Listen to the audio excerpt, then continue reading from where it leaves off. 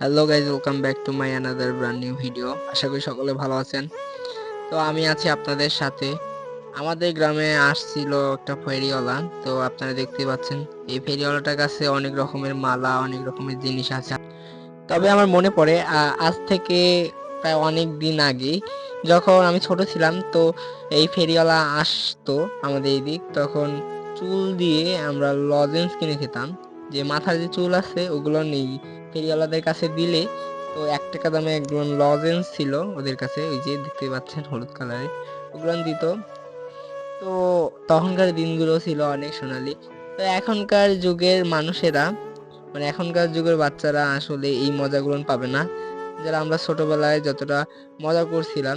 তো গ্রামের মধ্যে সবচেয়ে ভালো লাগতো যখন একটা ফেরিওয়ালা ওর হরেনটা বাজাইতে বাজাইতে আমাদের এলাকার সামনের রাস্তা দিয়ে যাইতো। তো এখন মোটামুটি দেখা যায় না।